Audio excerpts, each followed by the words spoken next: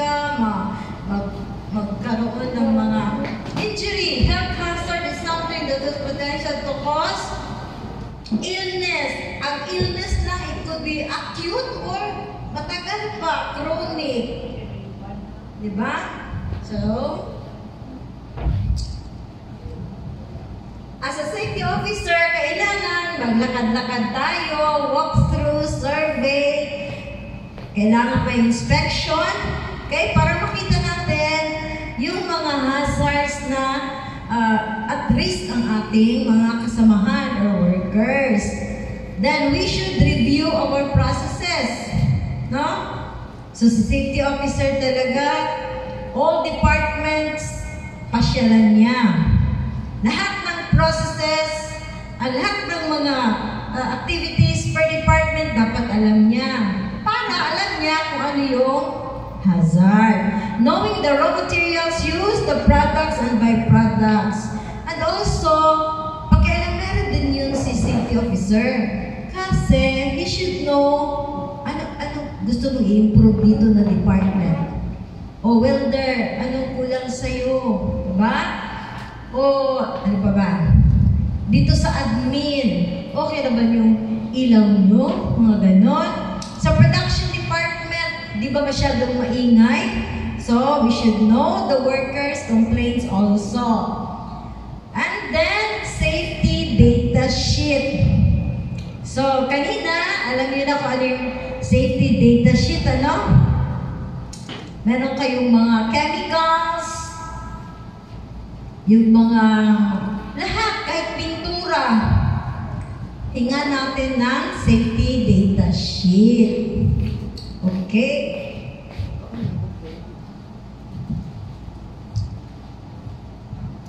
So, ito yung most common na mayroong safety hazards. If you have poor housekeeping, yan. Then, yung mga fire hazards, no? Machine hazards, materials handling hazards, and electricity. So, kung sa health, 4, dito naman is 1, 2, 3, 4, 5. Tandaan. Kasi yung hazard classification, sasabihin nyo man, saan siya na-classify? Sa safety hazard, under safety hazard, saan siya na-classify? Poor housekeeping, fire, machine, materials, or electricity. Sa health naman, ganoon din ang gagawin niyo sa hazard. You have chemical, biological, ano ba yung isa? Physical, and then ergonomics.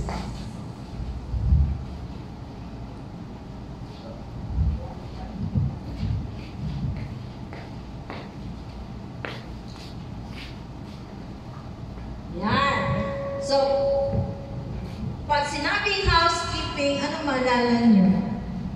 Dito, ma'am, pag housekeeping, ano gani yung good housekeeping? Yung may Japanese gani na version niya?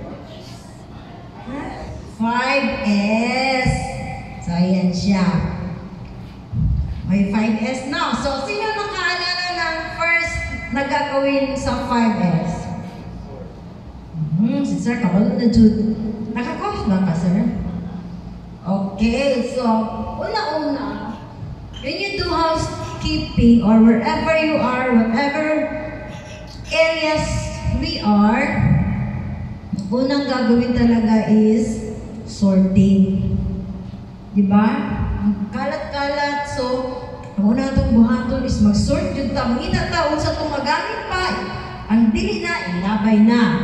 Housekeeping is not just keeping your workplace clean and safe, but it is an effective workplace organization. So, dapat meron din tayong housekeeping committee. Housekeeping means there is a place for everything and everything is in place. Very orderly. It is everybody's business to observe it in the workplace. So, housekeeping is important because it lessens the accidents and related injuries and illnesses. It therefore improves our productivity, minimizes direct and indirect cost of accidents or illnesses.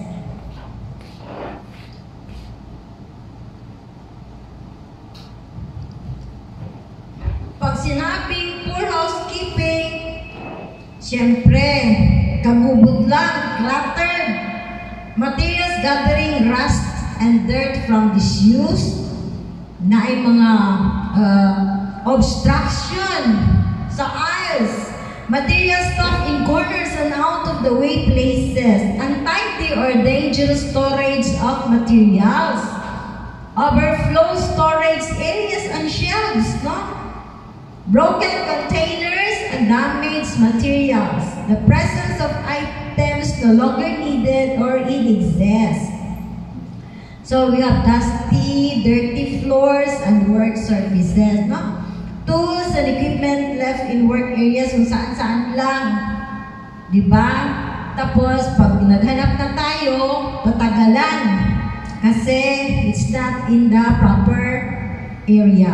No waste bins and containers. So, dapat yung ating 5S, nakasegregate. Meron tayong solid waste segregation. The presence of spills and leaks. O yan, kailangan, paano natin ma-maintain na walang spills and leaks? For example, ang ating mga pipelines. So, what are we going to do? Para natin makita mga leaks, spills, ganon. So, ano gawin natin?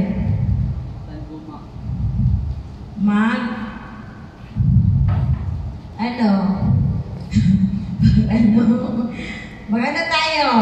Ano gawin natin? Talian guma.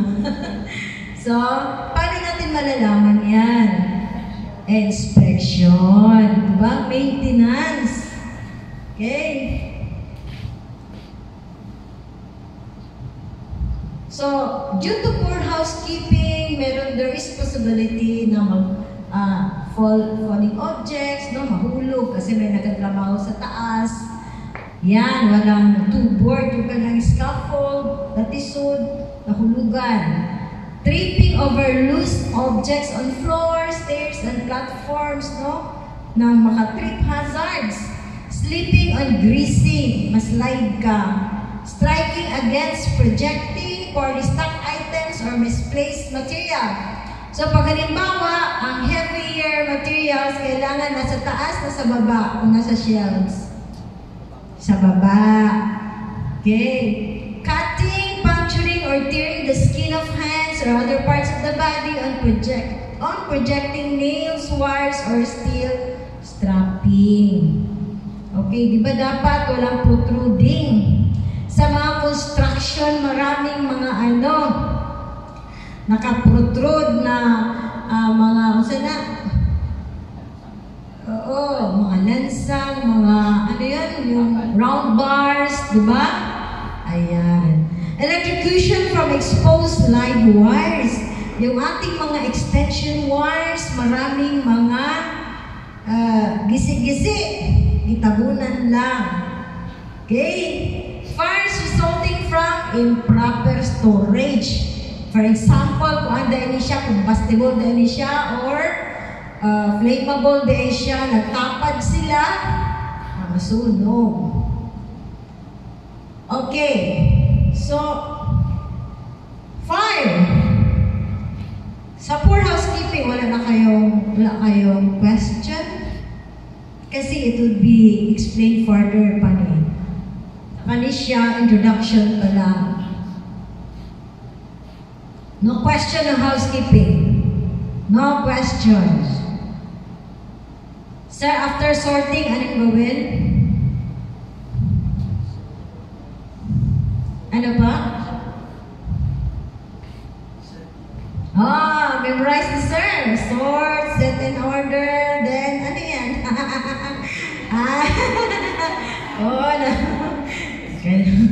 Ayan, di ba? So, meron talagang proseso sa 5S. Ngayon, 5S plus 1. Meron pa nga ni 6 6S, 7S na. Diba? Okay. Fire! So, ano yung triangle of fire? Para magkaroon ng fire, ano meron ng tatlo?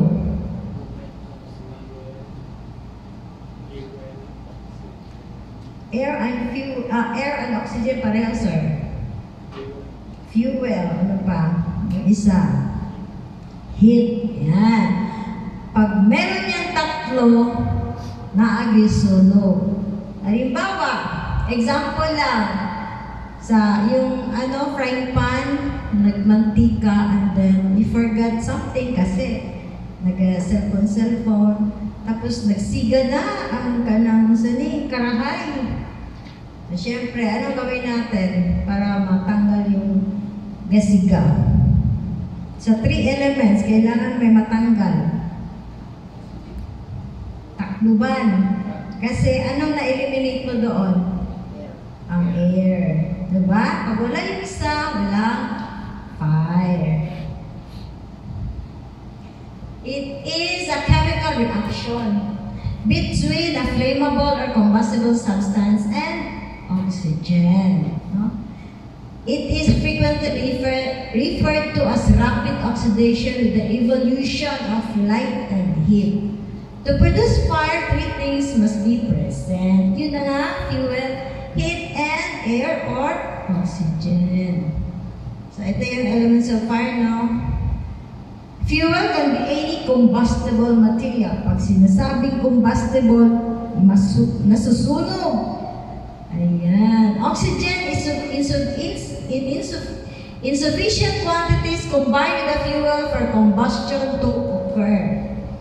And heat, the energy necessary to raise the temperature of the fuel and oxygen to a point at which they will react together. Kaya yan, may apoy. So, ang fuel could be in gas, liquid, or solid form. Pag sinabi mong gas, has neither definite shape nor volume and tends to expand immediately. For example, kanang LPG natin. Ang LPG, wala na siya amoy. Diba? Wala na siya amoy. Kanang kung butane ba yan? Kanang sa gamay good. Wala siya amoy? Meron. Napod? So, ang ginalagay sa LPG, yan yung mercaptan. Kasi parang ma-distinguish natin, for example, may leak. Yan. Okay. Liquid naman in the form of gasolina, kerosene, solvents. Okay? Solvents ka nang makatunaw ba? A universal solvent is water. Ayan. Solid have a definite shape. May forma. It could be wood, plastic, paper, or cloth. Okay? So, important point to remember about liquid fuels. Ang liquid fuels na ay flash points. Ang ibig sabihin ng flash point is the lowest temperature at which liquid fuel gives off flammable vapors na niinit na siya. At a point na ang mga flammable, mga sunugay na mga vapors, naglabas na. Okay, for example, sa gasoline, the flash point is negative 42.8 na imagine na. Ang inyong imagination sa degrees Celsius is of course, para si Anang, kalintura, more than 37 degrees Celsius, di ba? So, kanang negative 42.8, dili pa na siya init. Pero kay flammable man siya nga liquid, no? Paragada ng acetone, bugnaw siya. Pero naana siya nag-evaporate nga flammable nga gas na negative 20 ang acetone. Ang aka ng mga alcohol, 12. Kanang alcohol, pag halimbawa, ikuha na to sa itong skin, mag-evaporate na siya. No? Pero naapay ma-retain din sa ato ang mga quantum na ito ba misulod na ito ang panit. Okay, so that's flammable liquid. A flammable liquid a flash point below 100 degrees Fahrenheit or 37.8 degrees Celsius. Muna siya ginatawag na flammable liquid. Lahi po ang combustible liquid. Pag ingog flammable, kuha na siya. Ang iyahang flash point, ubos mas mababa sa 37.8 degrees Celsius. Pag combustible liquid, ang iyang flash point, katong nag-emit ng flammable vapors, above siya sa 37.8 degrees Celsius. Kani siya mga masulugay. Pero kung sa'yo pinakadali kayo masunog, may kang flammable or combustible? Flammable. Kaya ubos lang na temperature, magsiklab na siya. Okay? The lower the flash point, the more dangerous a substance is. Common sources of heat that cause fire. So, we have mga hazards nga tan-awon nato as safety officer. Kung doon na ba tayo overloaded electrical system, nagsumpay-sumpay na ng kuan, extension wires, doon na ba'y open flames, baka may nagsunog doon, tapos o di kaya may mga electrical circuit dito, na may open wires dito, may open flame. Then we have smoking, cigarette butts, no, na ay nagtago-tago dito na nigarilyo di ay. Then hot surfaces, sa mga boilers, ng mga areas, doon ay mga hot surfaces. Sa production areas, may mga hot surfaces. Sa ako ang experience, ang kanang coconut goat na meat, no, amo man na siyang undergo of processing, initon. Tapos, ang uban ana, magpatong sa mga conveyors, sa mga hot surfaces, until na murag mag-start na siya gani mag-burn. So, bantayanan na siya. So, kailangan housekeeping. Friction! Kung ang maintenance nakalimot og ilahang frequency of kanang mag-lubricate, ganon, and then there is friction, na possibility mag-cause of fire. And then sa cutting sa welding, nabitaw to'y katong instant na nasunog ang himuanan og tsinelas, kaya na to'y welding, and then wala na nabantayan kay, di ba, pinagani ka oras pag nag-welding ka, pila ka oras na dapat bantayan siya bago maglakaw. So, what is safe? How many hours or how many minutes para kayo safe na siya? Nag-welding ka karon, mag-off ka o 5 o'clock. So, dapat mag-stop ka 4 p.m. pa lang. 1 hour. Then, electrical spark. Oh, that's the hazards atong fire. Next. So, sa oxygen, pag sinabi mo 16%, concentration combustion is slowed down and will eventually diminish. Pag nag-23% siya, the atmosphere is considered oxygen enriched, no? And fire will intensify. So, there is ang atmosphere, 21% lang ang oxygen. At 12 to 14% concentration, flammable liquids will not burn pa. Depende sa temperature. Okay. So, sa confined space, kailangan na sa 19.5 to 23.5 ang imuhang percentage oxygen. Okay?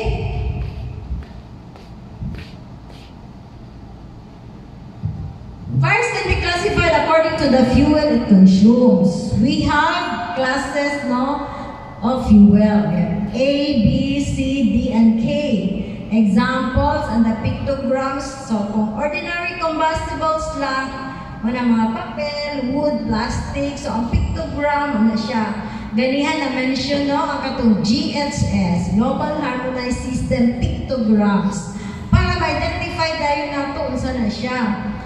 And then for surface fires, mo na siyang pictogram, no? Murag ka ng gasoline, no? Kasi oil, gasoline, basta class B is, no? Murag liquid, oil, gasoline, alcohol, grease, no?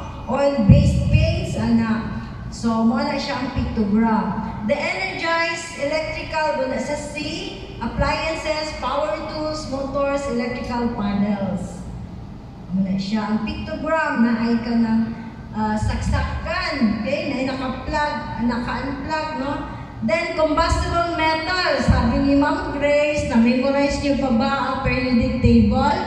Hindi na, kalimutan na si chemistry. So, sa periodic table dito, mabalagan to, sa itong column dili, na puro siya metal. So, yan, magnesium, sodium, potassium, mo na iyang pictogram. And then, kitchen fires. Kitchen fires, wala siya ang atong mga vegetable oils. So, ayan naman ang kanyang pictograms.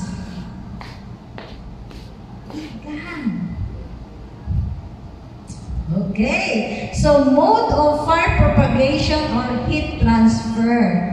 Memorize nyo pa ni conduction, convection, radiation. Wala na, no? Okay, so kanang heat transfer to another body or within a body by direct contact. Kanang naisunog, ang siningan, masunog po. Diba? Heat can be transferred through steel beams, metal conduit, wire, and ducts. Okay? Then, convection, transfer of heat through a circulating medium such as hot air and gases. Kanang sa hangin. Kanang nasunog din and then LPG, tapos naapo dito sa pikas, ay mga gases, transfers siya, convection. Radiation is the transfer of heat by the emission and propagation of heat energy in a form of rays or waves, no? Ano, bisag layo, no? Murag, ang tawag dyan, kanang alinga, kanang nag-alinga at sana, yahang radiation ba?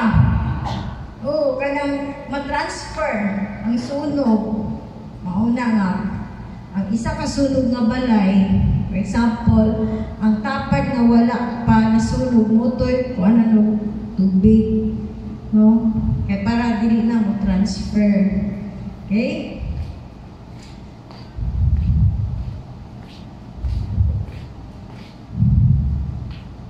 Okay, the burning process, stages of fire development. Una-una is the ignition or recipient stage. Materials reach their ignition temperature and the fire is started. No? Bago pa lang nag-start ang fire. Then the growth. Fire begins to grow, spreading, chain of reaction resulting in an increase in size. Nagadako. Then free burning, all the contents within the perimeter of the fire's boundaries are burning. And then decay. So, mga stages sa mga sunog. Imagine daw ang balay na sunog. Una-una, nara sa kusina, nara sa kaldero, balan sa stove. Ito siya ang incipient stage. The next is nasunog na ang tibuok kusina. Naapil na ang balay, growth, free burning, and then naugdaw na siya, decay.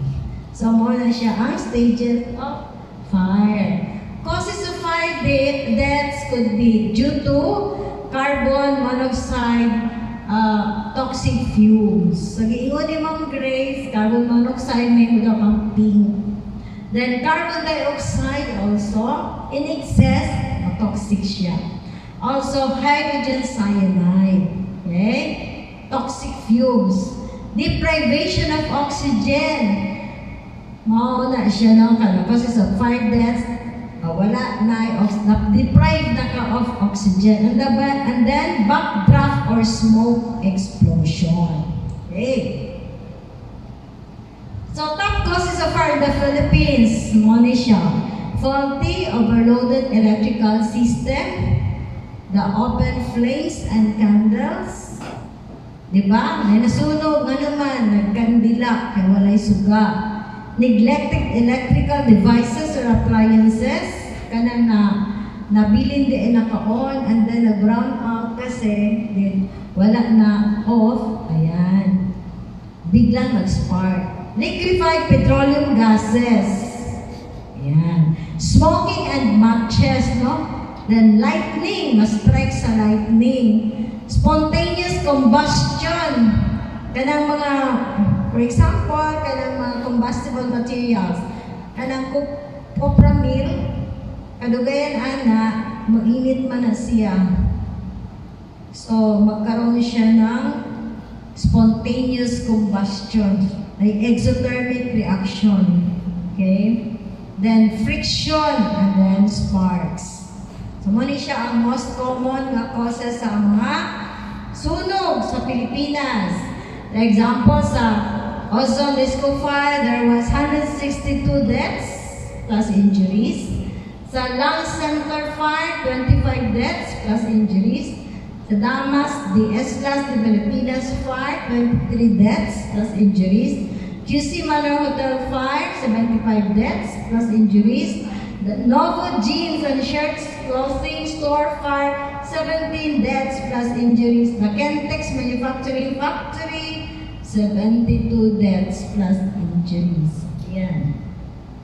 Kuya, maning sunog. Parang may sound ko ng sunog. Pas kayong transfer. Okay? Okay, question about fire. So, kabalo na mo mangitang hazard ha? Sa kuan, safety of health. So, may workshop tayo mamaya. Identify nyo sa video kung unsa to, naka-safety ba siya, nag-hazard ba siya, and then, ano siya sa health hazard? Chemical, biological, physical, aerodynamics, and then sa safety, ba? Housekeeping, fire, machine, machine sa ta. Uses of machine. It is an assemblage of parts that transmit forces, motion, and energy in a predetermined manner. It can be simple or compound. Ayan. For mechanical hazard, of course, kaning in motion siya, the point of operation, for example, na needle, pag natusok ka, na siya, no? Ang point of operation, magkuha na siya na in motion. Then the power transmission, other moving parts, to siya. Okay? Na siya mga hazards. Okay? Moving parts, kanang sharp point or the point of operation, and then the power transmission. I-check na nato siya if sa machine inspection. Hazards associated with machine. So, ayan. So, dito. Asa ni siya nabilunga sa safety hazard? Ma'am, asa man na, ma'am? Nakita niyo sa picture. Unsa man ay kahintang.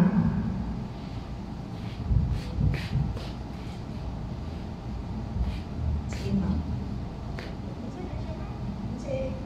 Unsa? How do you describe that area? Unsa ay hazard dira? Asa na bilong ang hazard din na? Itong na-mention na to. Saan yan? Poor housekeeping, di ba? Ano pa? Ha? Machine, di ba? Poor housekeeping. Wala lagi sila ko ano? Mas sila pipiin, no? Ano mas sila bibiliin? Okay. So, poor housekeeping yun, number 1, kaayo. Wala yung machine guarding. Yasulan sila, di ba? So ganyan yun siya. Muna siya reality. Muna ikaw, kailangan cool ka lang, safety officer. So, machine safety, expose machine parts. Wala yung guarding. Diba? Workpiece movement, then noise, no? Sa kanang machine shop or production, usually dahil 90 decibel and above. Okay? Ang atong standard is 90 decibel. Diba? More than that, at 90, advice na galit ka mag-air plug. Dali lang. Ayun. Excuse me.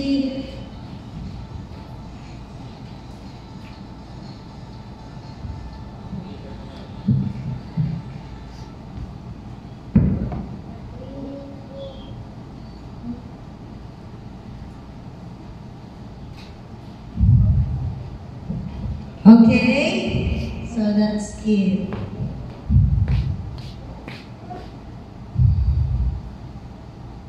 Ayan, projectile hazard. Nakoy personal experience ana, late machine man na. Naay ka lang akong kauban na operator na siya sa late machine. Tapos natalsikan ko sa akong liog kasi noon wala pa ko sa safety. Nga pa ko sa QC. And then, siguro nag-start pa man good. So, wala pa kaayo na-enforce sa safety. Para sa inyo ha. So, kailangan na-agree safety officer, no? Magbantay. So, that was siguro mga 1994, anak pa to siya. So, naigo ko din initra ba na kaayo. Yeah, sharp pa siya. So, nasamad. Okay? So, muna yung mga hazards. So, mechanical motion, maupod di ato ang as safety officer, we should look if there are rotating machines. Turning around on an axis or center, ng gatuyok. Then, reciprocating the back and forth movements of machine parts. Transversing, continuous straight line motion of a machine element in either direction. Kanang mga belts, diba? Kanang sa rotating, naatay rule ana. For example, duha ka rotating shaft, dapat dili ka magamit og gloves nga luag sa imo. Kasi pag naipit yung gloves, pati yung kamay mo, dili na nimo mabira. Okay, so naapoy mga hazard sa paggamit o improper nga PPEs.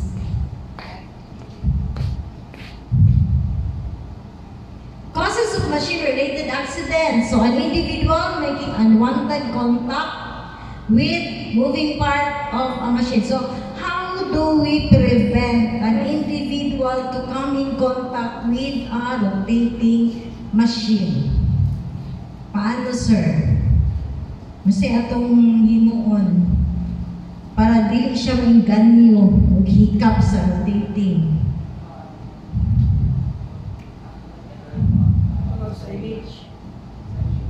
Pwede, admin control. Ano yung engineering control dyan?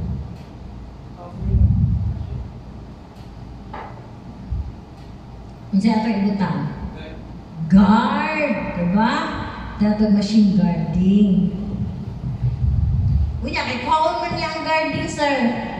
Unsafe action, sir, no? Diba? You will take it, sir. Pwede, sensor na lang, sir. No, nga, for example, nag-makeup, munong siya. Ano ba? Okay. Something flying from the machine. Tapos kaganyan, no? So, kailangan nakatype ditong mga tawag dyan. A machine malfunction, including mechanical and electrical energy sources failure. The workpiece movement during a forming or cutting process. So, dito ka magpaduol sa nagaka, basi niya matalsikan ka ang mga metal ng mga parts. Okay? Can result to severe injuries, loss of trained and skilled employee, kaya wala ko siya, absent na siya. So, loss in productivity and ma-damage pag yun si equipment. Ano effect? Uy, covered. Dali lang ayaw. Okay, mag-workshop na ta. Okay? Materials handling naman. Medyo related ni sa ergonomics. Kung sa health, ergonomics, gani sa safety. So, a technique which includes the art of pag-alsa, lifting, placing, or storing, or moving of materials materials through the use of appropriate handling equipment. So, example sa manual handling, mauning lifting, transporting, and packaging of products using the atuang sarili. Okay? Hand-operated handling, transporting, and packaging of products. So, ikaw sir, how many kilos ang kaya ni mong alsahon?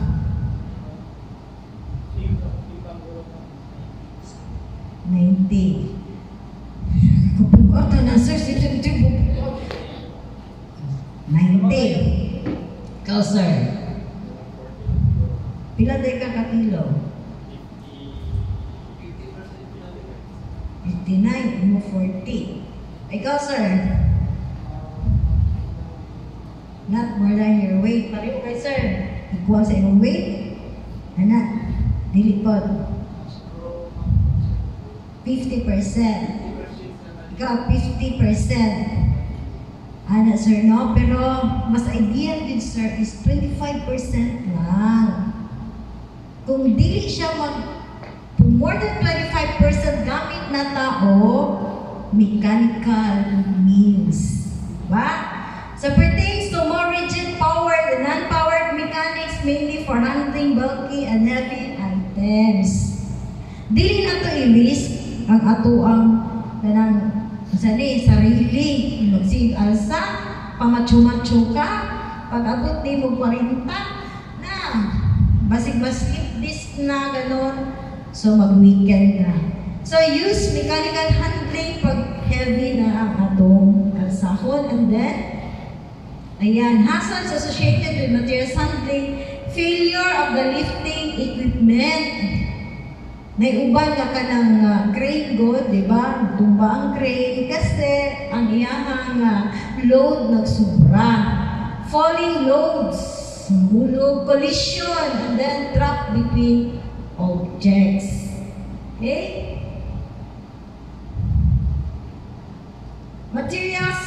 Manual handling mistakes that cause injuries. Oh, kanang mag-bend sa tumba.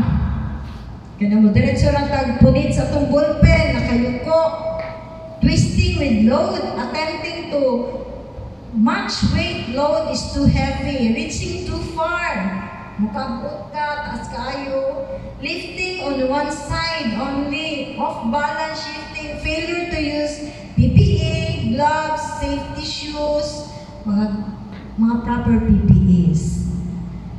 So, for example, nakay-asahon nga, nakay-kuhaon sa ilalim ng ballpen, asahon man daw ni mo, sir. I-demonstrate na, sir, maulugan ka ballpen, so ano yung pagkuha? Kana, ballpen, nakay-kuhaon sa amin, sir. Tindog ka, sir, ayun, lingkod. Saan ba kuha ni mo ballpen, di na hulog? So, event na itong nis, no, event. Kung pwede, isa kami si event. Mura ginabay ko na siya, sir. But that's proper. Wala siya ang proper way. Okay. Industrial truck safety, popular misconception, no? Nga pwede lang tanan mag-practice of drive sa mga lift truck. They can handle just like a car. And then they're easier to drive than a truck. And that's good. Then you don't need any training to safely drive a forklift. Okay sa yung forklift operator dire? Wala? Ayan. Ang forklift operator, burag sa'yo bro, gamay man good. Pero lisod na siya. Yung ka na-train, ana. Okay. Any question?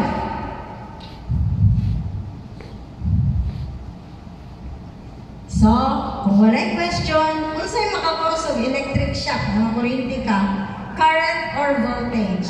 Kasi electrical dire, na ba electrical dire? Kung sa'yo nakakuryente, voltage or current? Ano sir? Current sir? Ano sir? Ha? Di ka expert? So, kung sa'yo nakakuryente sir, voltage or current? Current? Ano man sir? Sige na sir.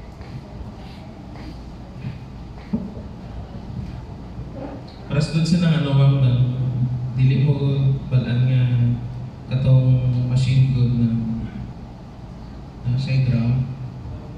Grounded siya mo. So pag once na nakaptanim siya mo, balik ma-electrocuted ko. So ang voltahe di ay 220 lang yapon siya.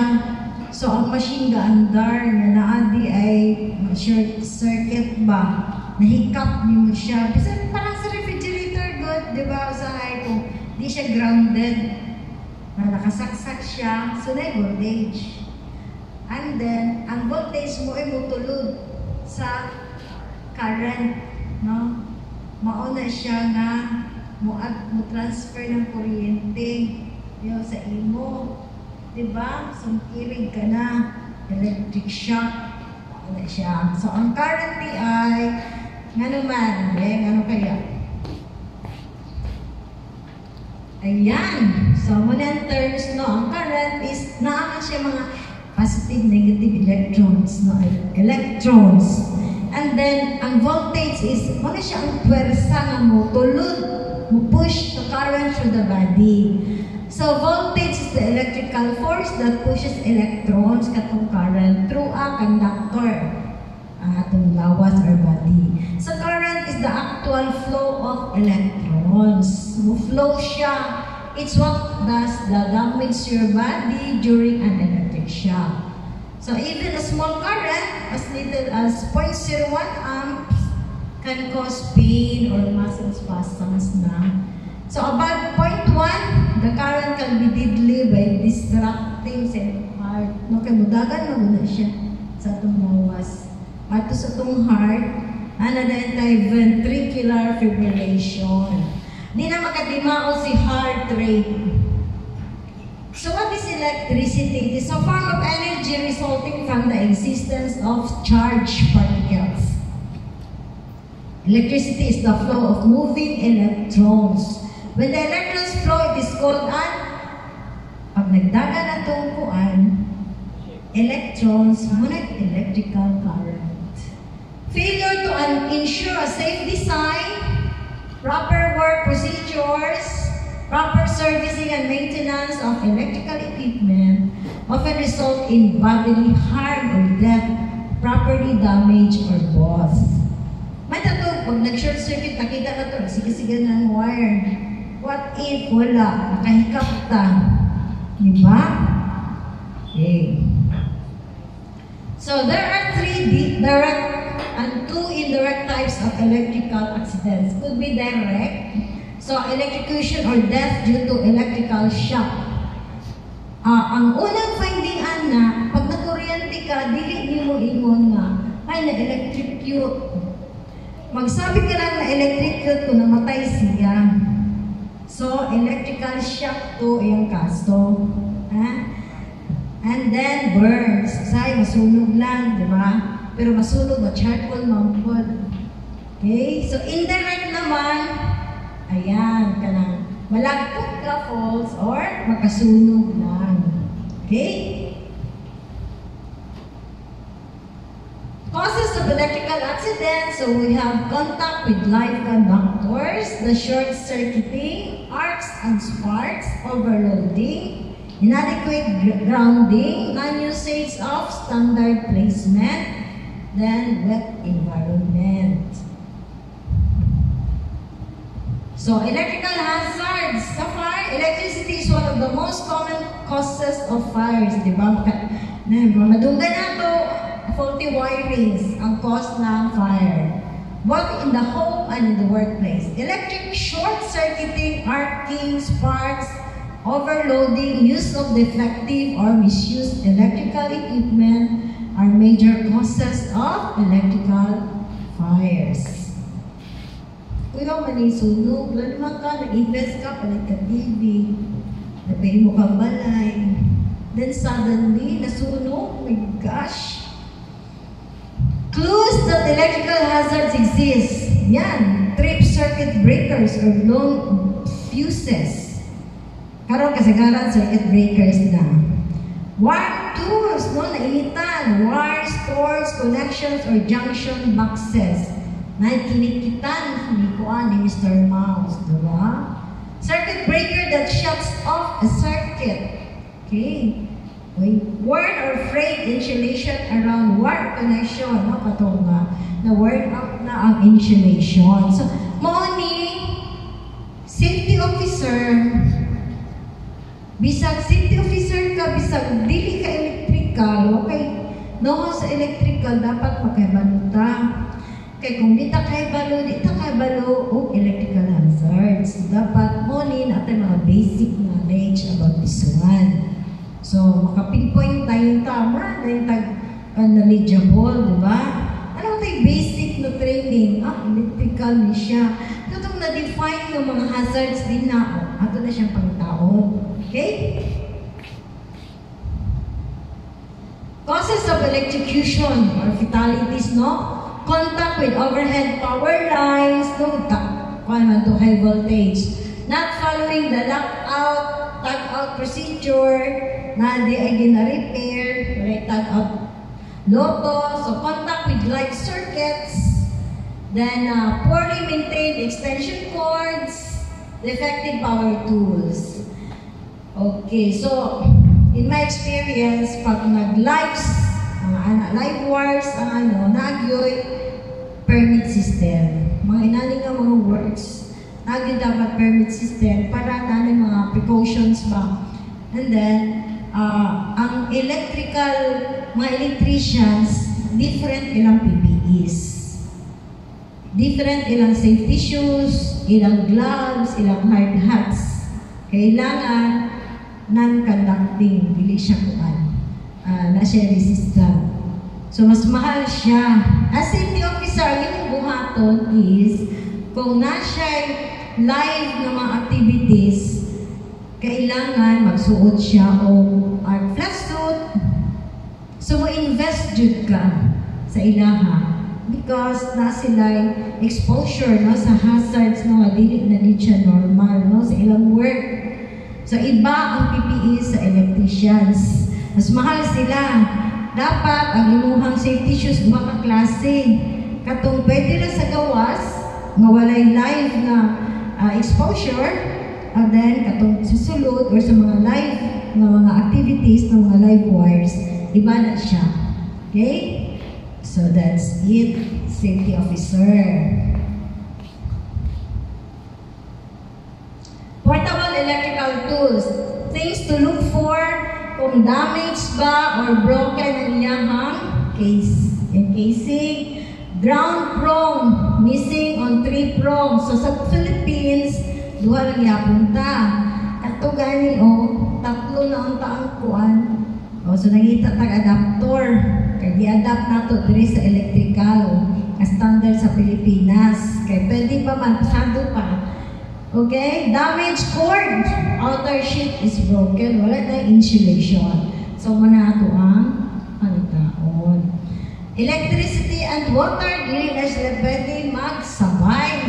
Kasi, the likelihood of being shocked is greatly multiplied in that location. Nga naman, kung basa ka, ang imong resistance mas baba.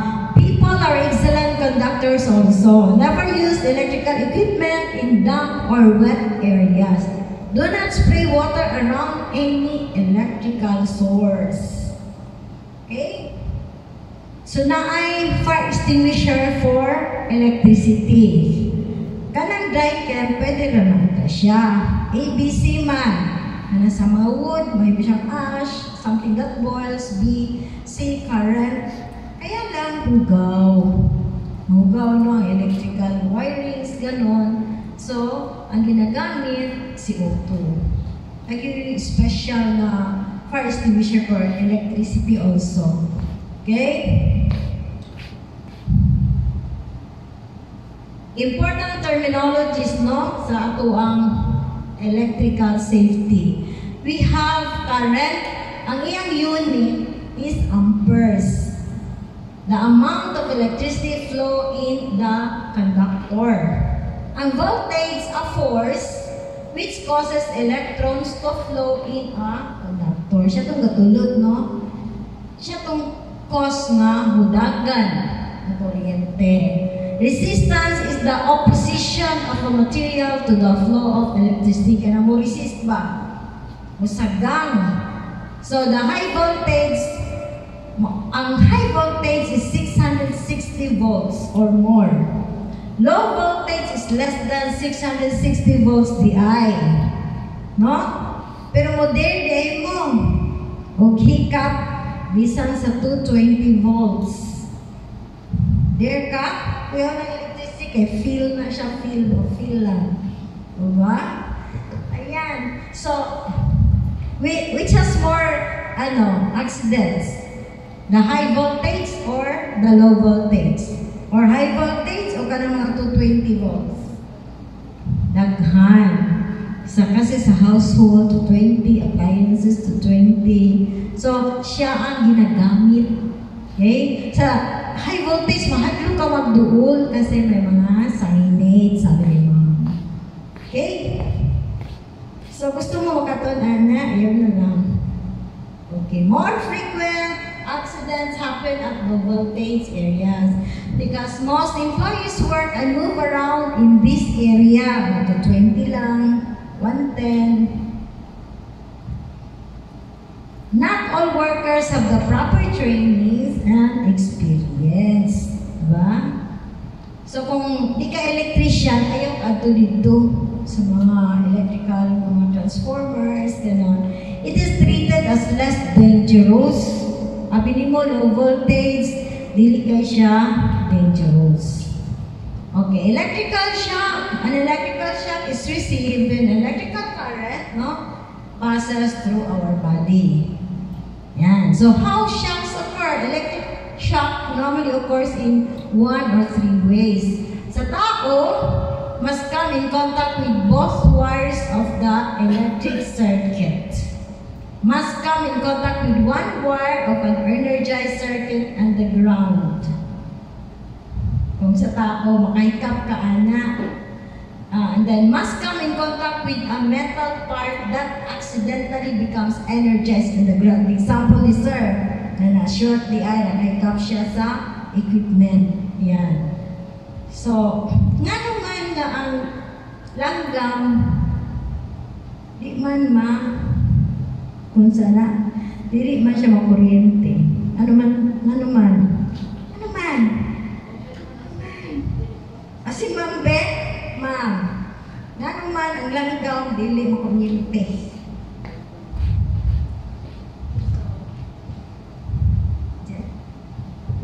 Hello. So, in order for current to flow, dapat kompleto yung circuit or close yung circuit. Karon ang langgam, kung nakapatong na siya sa mga high voltage linya, kung iyang isa katiin nasa ground, mao na siya, ma-electrocute siya. Pero kung naala siya sa isa kalinya, since open ang circuit, walay daluyan ng kuryente. Moto siya.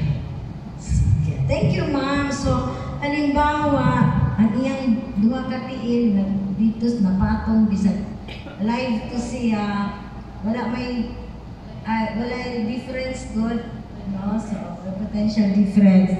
Pag halimbawa, isa lang katiin na posibilidad. O kita, unsa una to paghikap, wala yung potential difference, ibang tagay balon, diba? So, possible isa lang ka-part sa atong body, that's why it flows. That's why mayroong electrical shock. Okay. So, ano siya, severity of the shock depends on the path of current through the body, amount of current flowing through the body, and then the duration of the shocking current through the body. So, ginaingon, pag nainang kuryente, kailangan katungkuan ng tawagan na neutral or wood. Kuhaan sa tao para mabiranin mo siya. Hindi pwede metal, kaya pwede mag-transfer, like flow of current. So, low voltage does not mean low hazard. Okay. O yan. Ingon lagi ang birds on the same wire. So, at same electrical potential as explained by Ma'am. So, no current flows through body. So, ang bird touch two wires at once with different voltage. Kung dilipot pareho ang voltahe, it could be electrocuted. Aba? Pareho po sa tao. the human touch is a live one, but also touching the ground, hikap sa ground, mo flow yun ang kuryente. Okay? So, ito yung anatomy of electrocution, ano?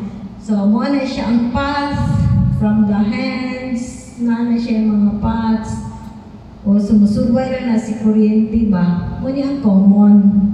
Okay? So, path. Harm is related to the path by which current passes through our body.